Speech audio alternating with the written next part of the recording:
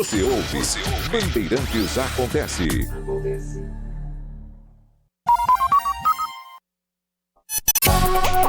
Saber, entender, compreender, conhecer, descobrir, ouvir. Bandeirantes Acontece.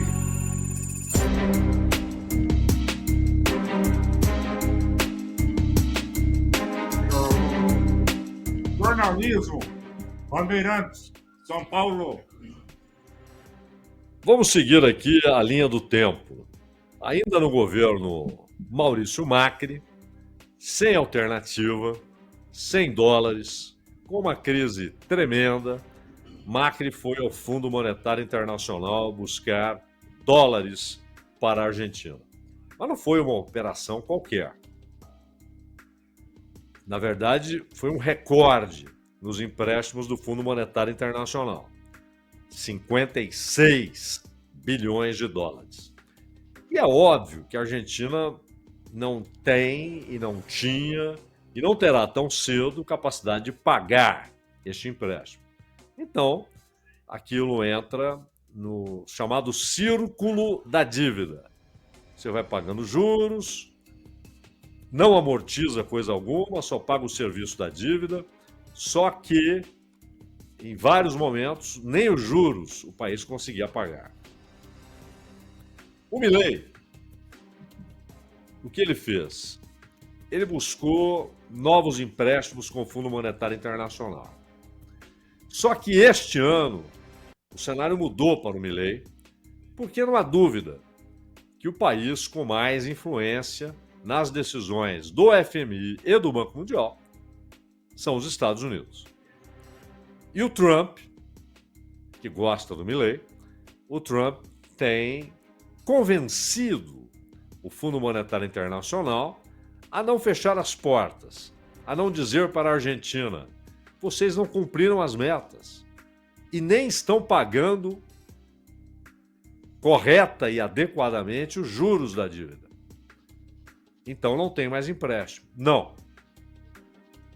O Trump, até porque o maior cotista do FMI é o Tesouro dos Estados Unidos, como também do Banco Mundial. Só que metas que foram acertadas para serem cumpridas até agora, meio de 2025, a Argentina nem se aproximou disso. Faltam dólares na Argentina. E há necessidade,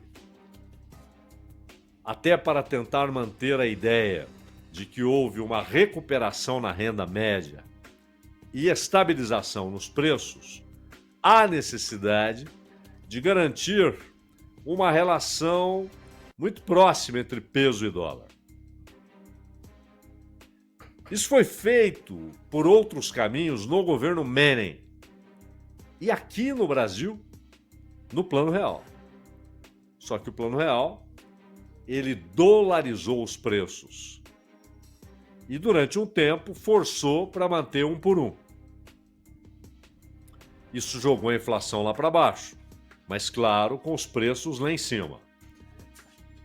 E quando houve a crise cambial no Brasil, muita gente começou a tirar os dólares daqui porque os dólares estavam artificialmente desvalorizados em relação ao real. Artificialmente. Não era a real relação econômica entre as duas moedas. Muita gente tirou os dólares do Brasil. O que fez o Brasil para atrair dólares? Começou a subir a taxa de juros. Ou seja, remuneração do dinheiro.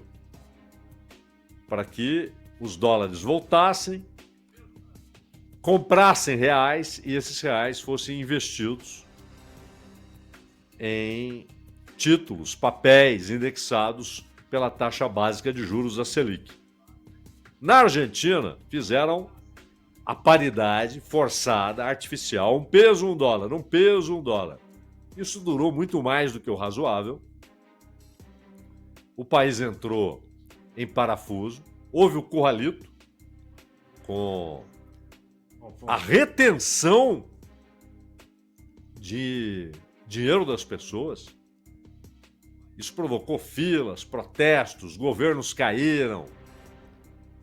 E o Menem fez isso com o Domingo Cavalo, isso durou um certo tempo, mas depois vieram as crises que são inevitáveis quando você tenta conduzir processos econômicos com instrumentos artificiais, que não refletem, não reproduzem, não manifestam, não expressam as reais relações econômicas.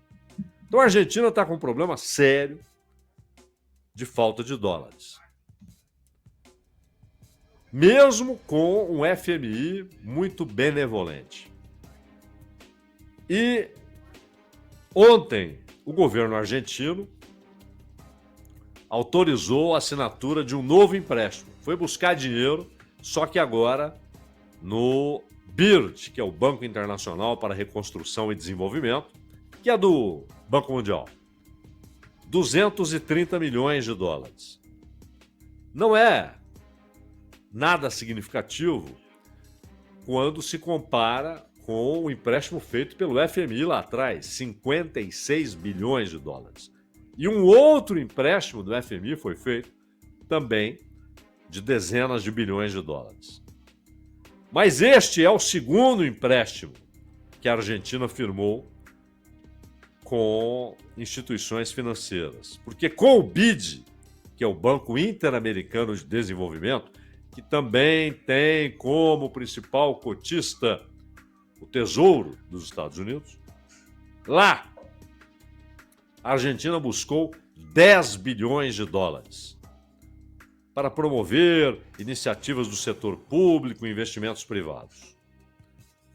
No início do ano, a Argentina foi buscar no FMI 20 bilhões de dólares para tentar fechar as contas internacionais. Ou seja, o país entrou naquele círculo de empréstimo para pagar empréstimo, fazer empréstimo para pagar empréstimo e não sai disso. Pelo contrário, a situação vai se agravando.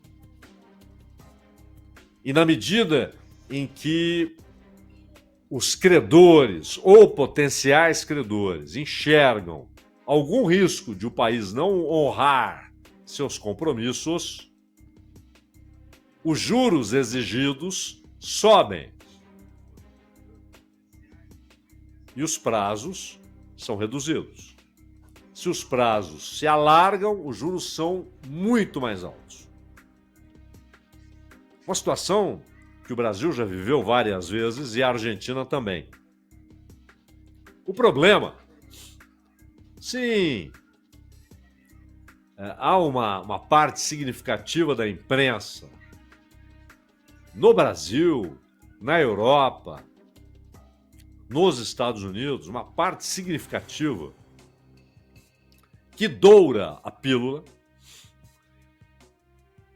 e tenta vender a ideia de que as coisas estão correndo de maneira formidável na Argentina, que está tudo bem, que a economia está sendo restaurada. E não é fato. Pelo contrário. A sustentação dos movimentos, primeiro, o superávit, que é produzido por um corte brutal de investimentos e gastos públicos, mas não é gasto com coisinhas, não. Isso está atingindo a saúde pública, a educação pública, institutos de pesquisa, investimentos públicos em infraestrutura. Tudo isso está à míngua. Aí você faz superávit. Mas você já está contratando um problema muito maior. Você perderá dinheiro pelo desinvestimento em educação, em saúde, em pesquisa, em tecnologia. Há um êxodo de pesquisadores e cientistas argentinos. Alguns até vieram para cá, embora aqui a situação não seja nem próxima de boa, porque também falta investimento. Muitos foram para a Europa, com contrato assinado já.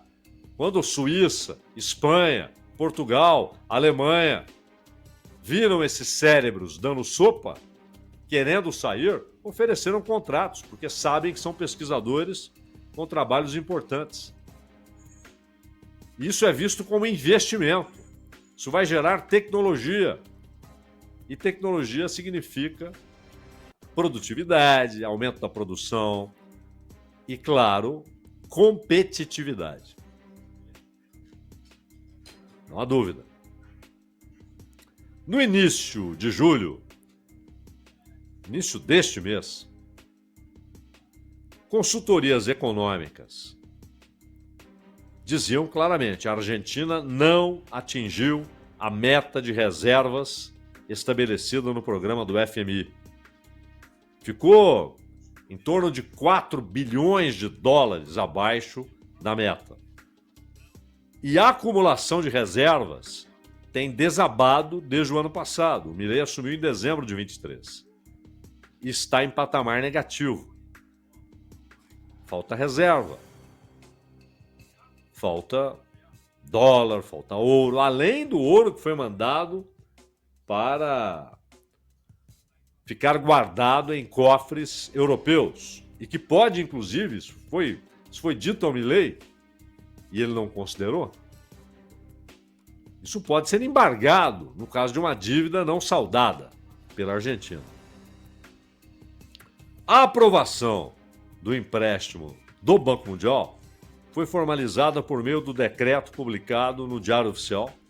Tem a assinatura do Milei, do chefe de gabinete, Guilherme Franco, e do ministro da Economia, o Caputo.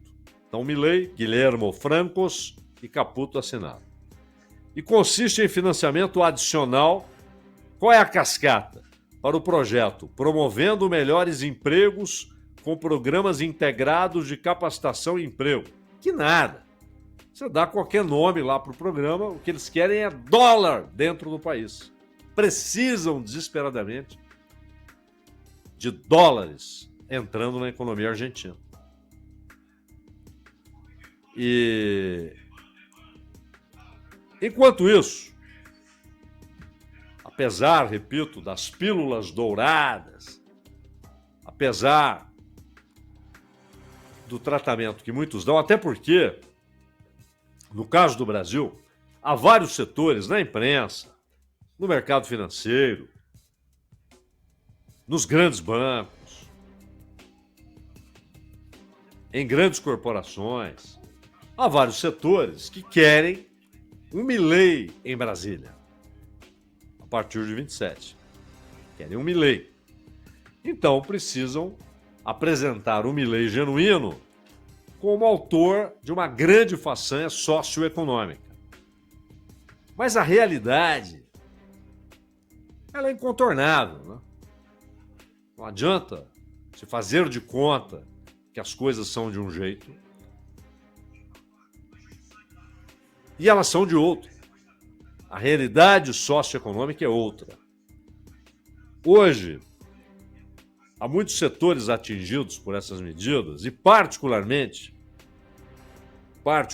aqueles que têm sofrido drasticamente com o que está acontecendo na Argentina.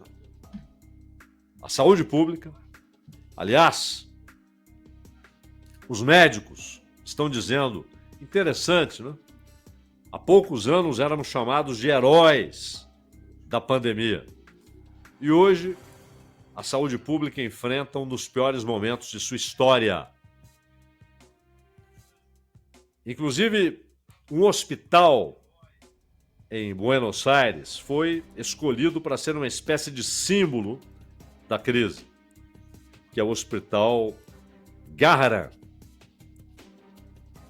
e que oferece cerca de 600 mil consultas e realiza cerca de 10 mil cirurgias todos os anos em crianças. É um hospital pediátrico. E crianças de todas as partes da Argentina vão lá buscar um tratamento. É um centro especializado em assistência que é o que tem mais prestígio na Argentina. E está à míngua. Os médicos e os funcionários dizem que há um desfinanciamento. E os médicos entraram em greve, dizendo que seus salários estão abaixo da linha da pobreza. Representantes dos cerca de 1.800 residentes, olha o tamanho do hospital, são 1.800 residentes, também afirmaram que desde a posse do Milei, dezenas de médicos se demitiram, foram trabalhar ou buscar trabalho em hospitais particulares. E há outros setores, como pessoas com deficiência, que também têm levado às ruas suas reclamações. O Milei, aliás, é algo que aqui no Brasil, naquele pacote apresentado pelo Haddad em dezembro, havia algo na mesma linha, né? A desculpa de que se está fazendo um pente fino, quando na verdade o que se quer é dificultar o acesso a programas sociais, no caso do Brasil, o BPC, para quem não tem nada, para quem não tem condições de sobrevivência.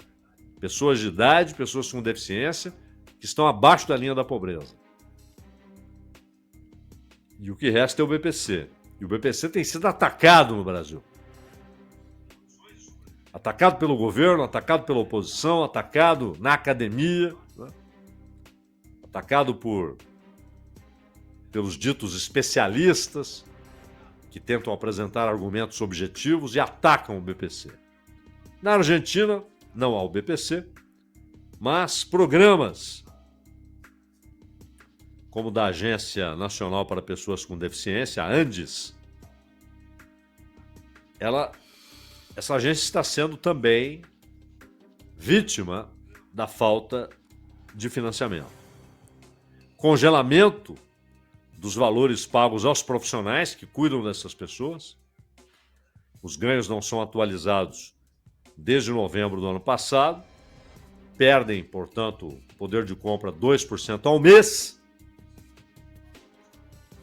Os cientistas, que como dissemos, os que podem fazem as malas e encontram ofertas de trabalho na Europa,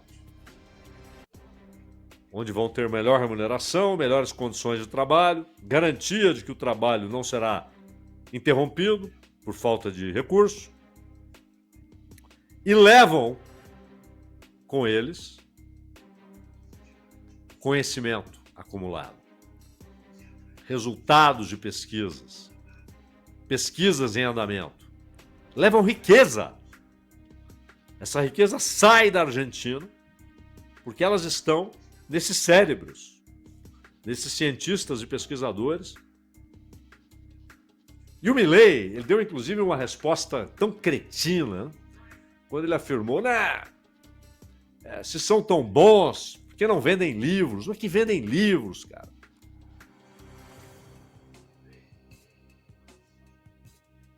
Seria como se alguém tivesse dito ao Newton, tivesse dito ao Einstein: pô, você é tão bom, vai vender livro. Que vender livro? São pesquisas que levam tempo e que trazem resultados econômicos, inclusive e principalmente para o setor privado, mas também para o Estado, também para as universidades. A economia moderna demanda não só a mais alta tecnologia, mas a capacidade de atualização, de descobertas, de avanço nessa tecnologia o tempo todo. A indústria passada, a indústria mecânica, um país como o Brasil, quando começou a se industrializar, ele simplesmente pegava o desenho da planta industrial na Inglaterra, na Holanda, na Alemanha, reproduzia aqui, estava tudo certo, você já saía do ponto em que os outros estavam. Hoje não. Sem investimento, rapidamente você está 3 décadas atrasado, 5 décadas atrasado, e não consegue competir, porque a tecnologia significa menores custos de produção. mais produtividade. É verdade que muitos trabalhadores não ganham com isso. Pelo contrário, isso vira uma forma de mais-valia relativa, né?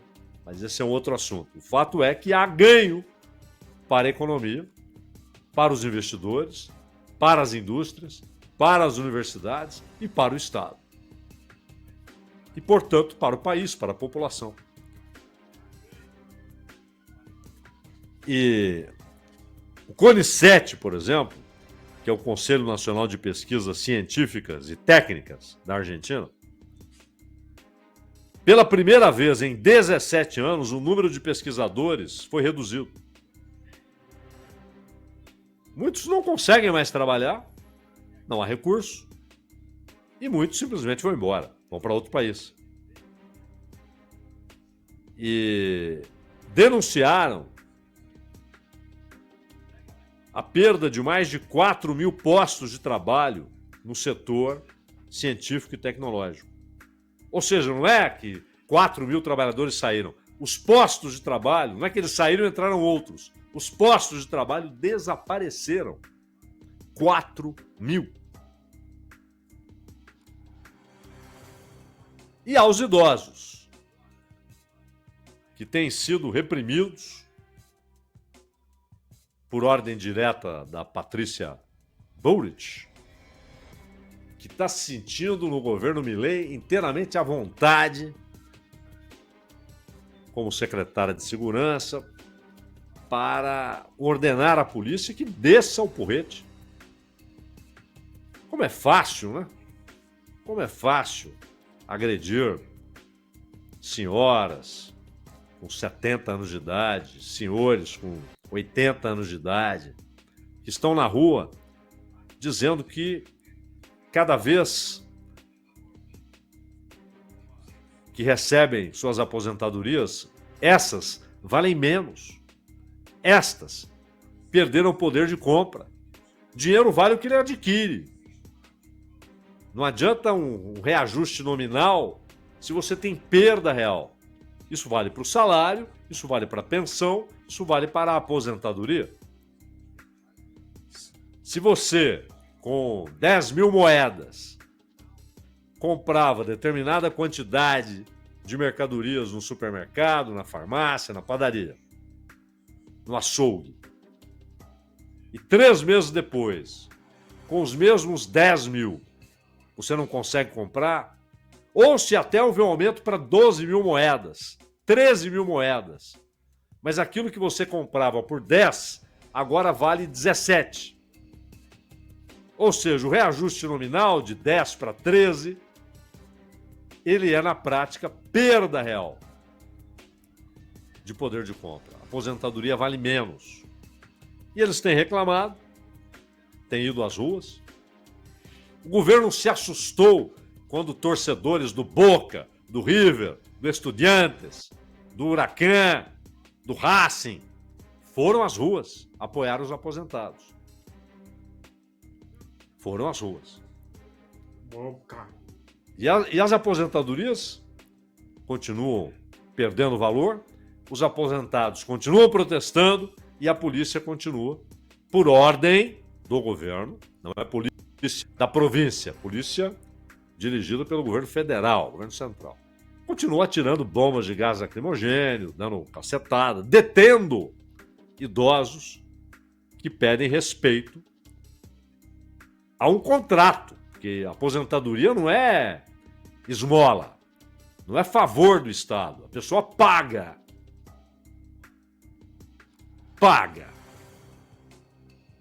Para que, no fim da vida, ela tenha aquele socorro. O Milei tem tentado enfrentar esses problemas com cortinas de fumaça. Então, ele tem brigado com uma parte da imprensa, e aí ele faz daquela maneira, né? Um tanto quanto histriônica.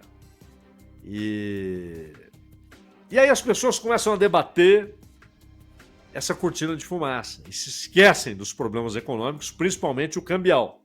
O problema cambial é muito sério. E agora uma briga com a sua vice, Vitória Villarruel. A Villarruel, na Argentina, aqui no Brasil já foi assim, durante um período. É assim na Argentina e é nos Estados Unidos. O vice-presidente, ou a vice, no caso da Villarruel, preside o Senado. Então é o caso da Villarruel. E, recentemente, leis propostas pela oposição, como aumento das pensões, subsídios para pessoas com deficiência, o governo é contra. Cruelmente contra. Mas a imprensa batendo palminhas. Superávit desse jeito é moleza, né? Aí, o Senado aprovou. E ele ficou furioso e chamou a Villarruel, que preside o Senado como vice-presidente, de traidora por permitir que a sessão acontecesse. Ou seja, ele queria que o Senado não conseguisse votar o assunto. É incapaz de dizer perdi na votação. Fazer o quê? É a vontade do Senado. É como se Milei pretendesse que não existisse o Congresso, nem a Câmara dos Deputados, nem o Senado. Para que ele pudesse governar solitariamente, sem oposição. Não! O Congresso está lá. E a eleição agora? Até por isso o desespero para que entrem mais dólares na Argentina. Eleição legislativa. Não tem nada a ver com a presidência, mas tem a ver com o partido do Milei. A Villarruel não é nem de longe, né, alguém que tenha feito a carreira política expressando preocupação com os aposentados, com os trabalhadores. Mas ela corretamente deixou a coisa correr. Pelo contrário, ela tem uma relação atávica com a ditadura militar, porque ela era criancinha, né? Mas seus familiares pertenceram às Forças Armadas, pai foi oficial do Exército e durante a ditadura, o avô, que foi um historiador da Marinha, e ela é uma defensora daquela sanguinária ditadura argentina, que teve a maior parte do tempo o Videla. E ela tem também de maneira atávica, né, uma relação muito respeitosa pela memória do Videla. É um negócio lamentável essa relação que ela tem com a ditadura, que não é muito diferente da do Milei. Milei sempre que pode, embora fazendo malabarismos, ele defende ações da ditadura militar argentina. Mas nessa questão econômica, o Milei representa um momento do grande capital internacional que quer, não enxergando qualquer risco revolucionário no horizonte, quer estraçalhar com direitos históricos, direitos dos trabalhadores. Não são esmolinhas, presentinhos, benefícios, são direitos, conquistas relacionadas à produção de riqueza.